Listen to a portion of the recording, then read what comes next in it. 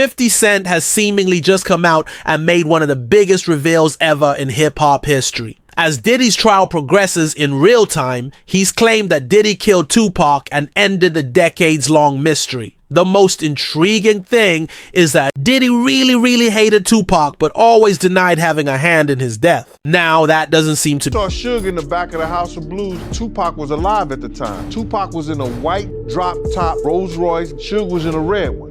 We rolls up to Pac. Puff tried to speak to Pac. He like, yo, what up, Pac? Pac looked at him and turned his head. Didn't say nothing to him, got right back on his phone. Riz said, yo, F him, speak to Suge. Suge is the boss.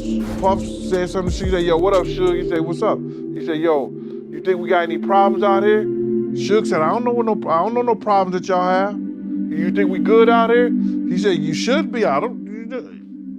Suge just, I don't know any problems you got, bruh. And Pac was alive then. Tupac hit us with Hit 'Em Up, and that joint was cold. I had to make the call to Biggie, and I said, we not gonna respond. Somebody's gonna get hurt. Puffy trying to see me weak, hearts I rip. Biggie Smalls and Junior Mafia, some more. New court documents show that PPD Davis accused Sean Diddy Combs of paying $1 million for the of rap icon Tupac Shakur. R.I.P. rest in peace, Biggie.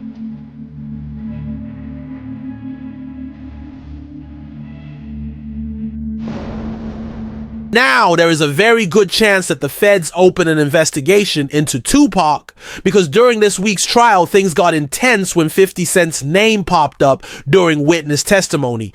The person who mentioned him was Capricorn Clark, who used to work for Diddy. She started as his assistant and worked her way up to a big-time role in his clothing company, Sean John. Clark worked for Diddy from 2004 to 2018, so yeah, she saw a lot. She told the court that Diddy used to threaten her and even claimed he kidnapped her once in 2011. But then, she dropped a story that really caught people's attention, and that's where 50 Cent comes in it. Jury came back to some explosive testimony from Capricorn Clark, who is a former employee of Sean Combs. She worked for him on and off from 2004 through 2018, starting as one of his personal assistants and making her way up to head of marketing for Sean John. She said she was working for him, that some of Sean Combs' jewelry from the celebrity jeweler Jacob the Jeweler had gone missing. She said that one of Sean Combs' security guards, Uncle Paulie, picked her up from her home and brought her to a deserted building in New York City. She explained that Sean Combs' security guard, again, Uncle Paulie, would pick her up every day at her home, bring her to this deserted building, would leave. She was locked in, forced to take this lie detector test. She said that she was petrified, and he said that if she did not pass the lie detector test,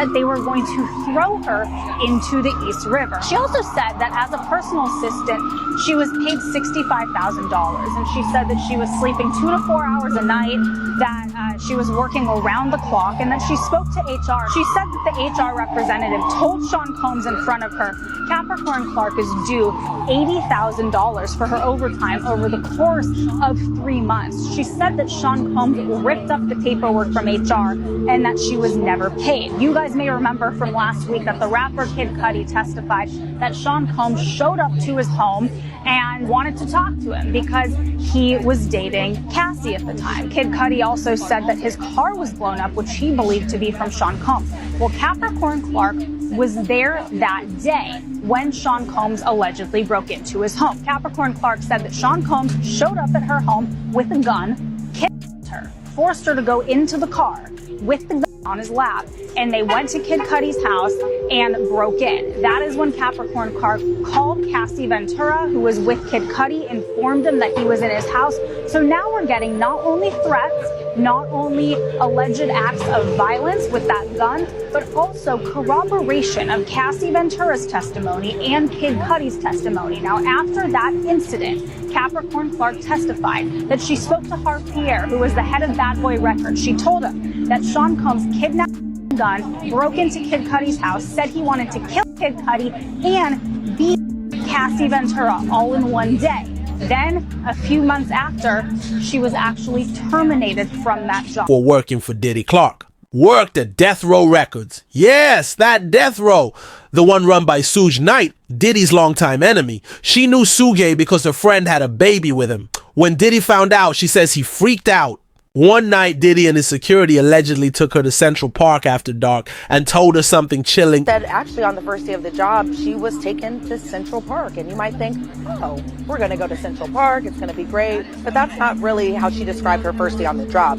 She said she went there with Sean Combs, Diddy, and she also went there with Paul Alford. Now, who is Paul Alford? He's actually the security guard that we've known about for a number of testimony, right? But she's actually talking about Uncle Paulie. And so she said that she was brought to Central Park with them. And then she kind of gets into why they would go to Central Park. And it was essentially to threaten Capricorn Clark. Why? Because she actually used to work with Death Row. And who was the CEO of Death Row? That is Suge Knight, one of Diddy's many arch nemesis. And so she said that she described her previous relationship with Suge Knight as he is actually the father of her best friend's children. So she does not have a personal, like, intimate relationship with Suge Knight necessarily, but she just knows of him and knows him a little bit closer, mainly because of her best friend, and that he is the father of her best friend's children. And so when she was taken to Central Park around this time, this being in 2004, she said that Diddy told her he'd her if she had anything to do with Suge Knight. Then there was an objection raised in court. The defense obviously objecting to that statement, but the government continued to ask her about this alleged threat, and she being Capricorn Clark had explained that Diddy was relatively calm while delaying this kind of message to her. She said that during this kind of meetup at Central Park, or during this meeting, that Uncle Paulie said nothing. He was calm as well too. He was a little stoic from her description of it. And she said, as far as the response to the threat goes, she says, well, we'll just have to see. That wasn't all. Clark also testified about a moment that happened at an MTV press event where 50 Cent was present. After the event, she said she got in an elevator with Diddy and a guy named Chris Lighty, who awkwardly was managing both Diddy and 50 at the time. According to Clark, Diddy told Lighty, "I don't like all the back and forth. I like guns." The courtroom went silent. The prosecutor asked who Diddy was talking about. Clark said it was 50 Cent. Now Diddy and 50's beef isn't new. Back in 2006, 50 Cent released a diss track accusing Diddy of knowing who killed the notorious B.I.G., also known as Biggie. The lyrics were bold, basically saying Diddy was soft and might be hiding the truth. Biggie was shot in 1997, and nobody's ever been arrested for it. Around the same time, Tupac was too, and the East Coast versus West Coast rap war was at its peak. Gene Deal actually went on to tell us the beef started not over music, but over women. You know the interview that Puffy did with Drink Champs, right? If I'm not mistaken, man, I haven't seen that interview in years, but I remember him making a comment saying that when Suge Knight got on stage and he made the comments about people dancing in the videos, he was actually talking about Jermaine Dupri, not him. Is that true? Suge Knight ain't tell Puff no shit like that, and Puff ain't believe no shit like that, because right after Suge Knight made that statement, what did Puff do? He got on stage, because if a brick hits you, say ouch. He got on stage and spoke on it. You know, another executive come up here speaking on that. I love Dr. J, I love what they doing. I get Death Row, they props in the whole 9 yards. If he thought he was talking about Jermaine Dupri, why the fuck would he spin and say something right then and there? Why would he say something? He knew it was about him.